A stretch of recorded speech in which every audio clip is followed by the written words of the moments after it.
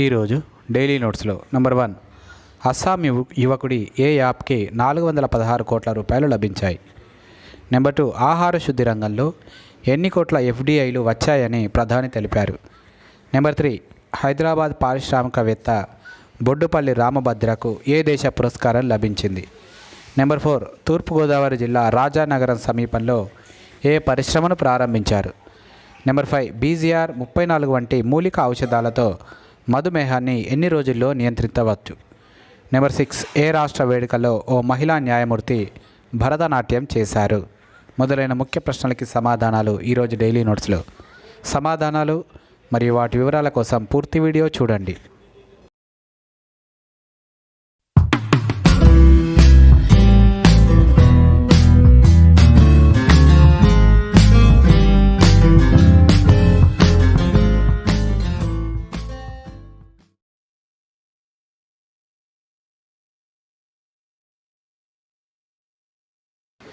Hi friends, daily notes current అఫైర్స్కి స్వాగతం.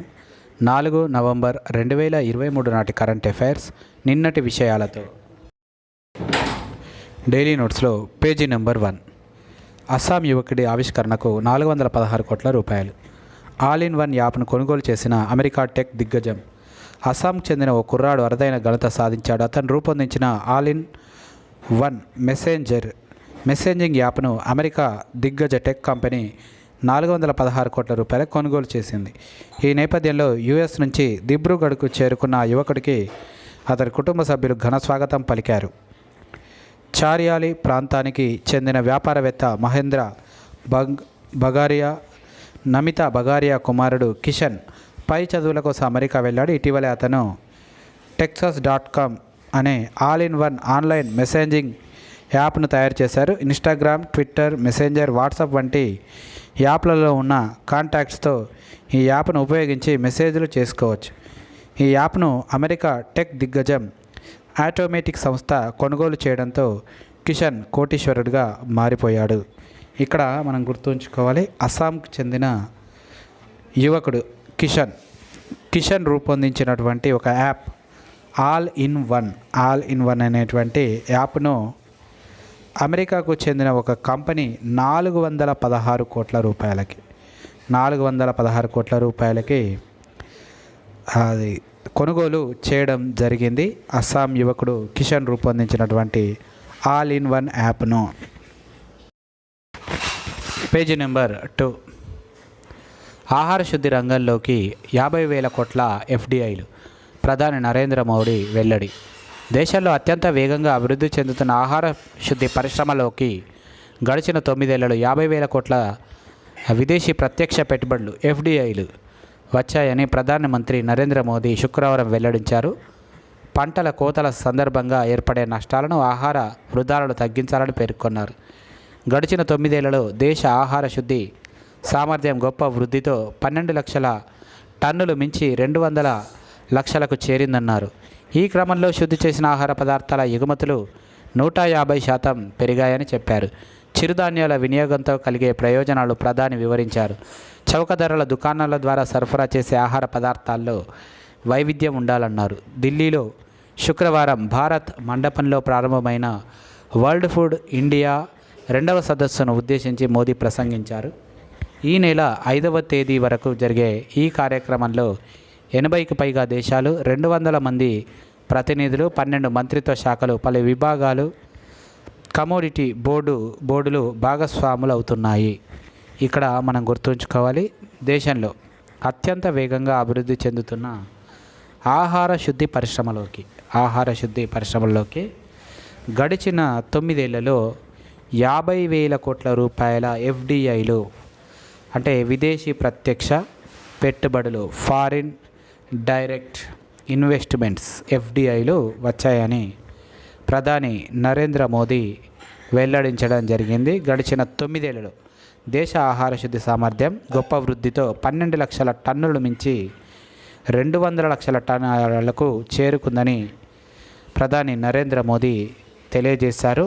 అదేవిధంగా ఆహార పదార్థాల ఎగుమతులు 150% పెరిగాయని కూడా చెప్పారు. పేజీ నెంబర్ 3, హైదరాబాద్ పారిశ్రామికవేత్తకు జపాన్ పురస్కారం. హైదరాబాద్లోని అసాబాను జపాన్ సెంటర్ అధ్యక్షుడు పారిశ్రామికవేత్త బొడ్డుపల్లి రామభద్రను జపాన్ ప్రభుత్వం order of the rising sun gold rays with rosette పురస్కారానికి ఎంపిక చేసింది. భారత్లో జపాన్ సంస్కృతి వ్యాప్తి, స్నేహపూర్వక సంబంధాల పెంపునకు చేసిన కృషికి గుర్తింపుగా పురస్కారం అందజేస్తున్నట్లు చెన్నైలోని జపాన్ కాన్సులేట్ జనరల్ కార్యాలయం శుక్రవారం వెల్లడించింది. భారత్, జపాన్ల మధ్య పరస్పర అవగాహన సంబంధాల కోసం రామభద్ర 1999లో హైదరాబాద్లో ఆసాబాను జపాన్ కేంద్రాన్ని ప్రారంభించారు. అప్పటి నుంచి భారత ప్రజలకు ఆయన జపనీస్ సంస్కృతి సాంప్రదాయాలను వివరించడంతో పాటు రెండు దేశాల మధ్య సహకారాన్ని ప్రోత్సహిస్తూ ఆర్థిక సంబంధాల పెరుగుదలకు దోహదపడుతున్నారని తెలిపింది. త్వరలోనే ఈ పురస్కారాన్ని అందజేస్తామని పేర్కొంది. ఇంజనీరింగ్ పట్టభద్రుడైన రామభద్ర 1975 నుంచి 2 దశాబ్దాల పాటు జపాన్లోని మిత్సుబిషితో పాటు ఇతర సంస్థల్లో పనిచేశారు. 1995 95లో హైదరాబాద్ వచ్చి ఆసాబాను టెక్నాలజీ సర్వీస్ను ప్రారంభించారు. ఇక్కడ మనం గుర్తుంచుకోవాలి, హైదరాబాద్లోని ఆసాబాను జపాన్ సెంటర్ అధ్యక్షుడు పారిశ్రామికవేత్త అయినటువంటి బొడ్డుపల్లి రామభద్రను జపాన్ ప్రభుత్వం order of the rising sun gold rays with rosette అనే పురస్కారానికి ఎంపిక చేసింది. ఈయన భారత్లో జపాన్ సంస్కృతి వ్యాప్తి, స్నేహపూర్వక సంబంధాల పెంపునకు చేసిన గుర్తింపుగా జపాన్ ప్రభుత్వం ఈ పురస్కారాన్ని బొడ్డుపల్లి రామభద్రకు ఇవ్వడం జరిగింది. Page number 4. ఐశ్వర్య ఆహార పరిశ్రమ ప్రారంభం. ఆరోగ్యానికి, రుచికి, నమలడానికి మృదువుగా దంపుడు బియ్యం నాణ్యత కలిగి ఉండేవే ఐశ్వర్య బియ్యమని ప్రముఖ యాంకర్ సుమ పేర్కొన్నారు. తూర్పుగోదావరి జిల్లా రాజానగరం సమీపంలోని నరేంద్రపురం రోడ్డులో ఐశ్వర్య ఆహార పరిశ్రమను ఆంధ్రప్రదేశ్ పౌర సరఫరాల కార్పొరేషన్ చైర్మన్ ద్వారంపూడి భాస్కర్ రెడ్డి శుక్రవారం ప్రారంభించారు. ఈ బియ్యానికి సుమ బ్రాండ్ అంబాసిడర్గా వ్యవహరిస్తున్నారు. పరిశ్రమ యజమాని జొన్నాడ శ్రీధర్ మాట్లాడుతూ, ఆరోగ్యాన్నిచ్చే ఈ బియ్యాన్ని అందరికీ అందేలా చేయాలనే ఉద్దేశంతో పరిశ్రమను ప్రారంభించామన్నారు. ఆంధ్రప్రదేశ్ రైస్ మిల్లుల అసోసియేషన్ అధ్యక్షుడు Dwarampudi Veerabhadrareddy, SBI deputy general manager Pramod Kumar Mishra పరిశ్రమలో పలు విభాగాలను ప్రారంభించారు.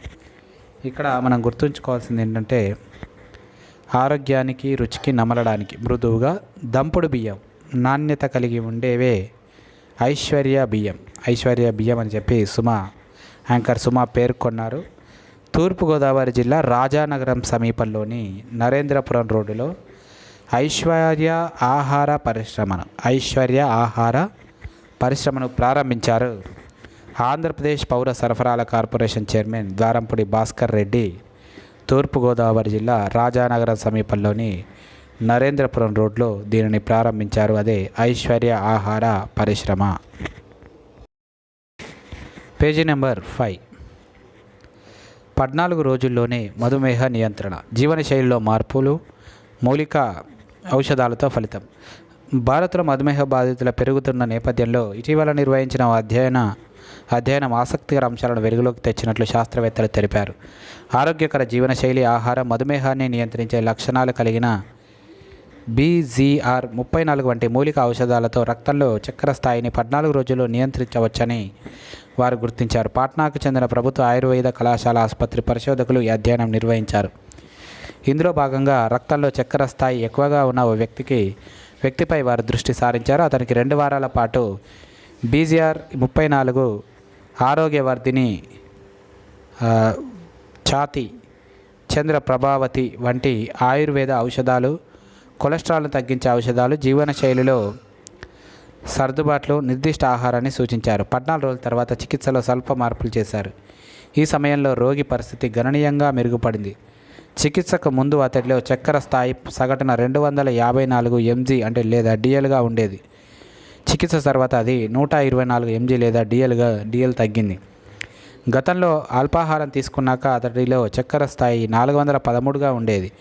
చికిత్స తర్వాత అది 154 mg DLకు అది తగ్గింది. ఈ ఫలితాలు ప్రోత్సాహకరంగా ఉన్నాయని, అందువల్ల మరింత విశ్లేషణ కోసం విస్తృత అధ్యయనం చేయాలని శాస్త్రవేత్తలు పేర్కొన్నారు. ఇక్కడ మనం గుర్తుంచుకోవాలి, 14 రోజుల్లోనే మధుమేహ నియంత్రణ చేయవచ్చు అని చెప్పి పాట్నాకు చెందిన ప్రభుత్వ ఆయుర్వేద కళాశాల ఆసుపత్రి పరిశోధకులు ఓ అధ్యయనంలో తేల్చారు. వీరు మధుమేహాన్ని నియంత్రించే లక్షణాలు కలిగిన BZR-34 వంటి మూలిక ఔషధాలతో రక్తంలో చక్కెర స్థాయిని 14 రోజుల్లోనే నియంత్రించవచ్చని వారు గుర్తించడం జరిగింది. పాట్నాకు చెందిన ప్రభుత్వ ఆయుర్వేద కళాశాల ఆసుపత్రి పరిశోధకులు. Page number 6. మహిళా న్యాయమూర్తి భరతనాట్యం. వేదికపై భరతనాట్యం చేసి ఔరా అనిపించారు ఓ మహిళా న్యాయమూర్తి. కేరళ ప్రభుత్వం నిర్వహిస్తున్న కేరళీయం వేడుకల్లో భాగంగా ఆమె తిరువనంతపురంలోని నిషా గంధి ఆడిటోరియంలో నృత్య ప్రదర్శన చేశారు. ఆమె ప్రదర్శనకు ప్రేక్షకులు, రాజకీయ నాయకులు ముగ్ధులయ్యారు. చప్పట్లతో ఆడిటోరియాన్ని మార్మోగించారు. Kollam industrial tribunal ESI court న్యాయమూర్తి జస్టిస్ సునీత విమల్ శుక్రవారం జరిగిన కేరళీయం వేడుకల్లో పాల్గొన్నారు. ఈ సందర్భంగా ఆమె లయకు తగ్గట్లు భరతనాట్యం చేసి ఆకట్టుకున్నారు. అయితే సునీత జడ్జి అని వీక్షకుల్లో చాలామందికి తెలియదు. నాట్యం చేసిన మహిళా న్యాయమూర్తి అని తెలిసి వారంతా ఆశ్చర్యపోయారు.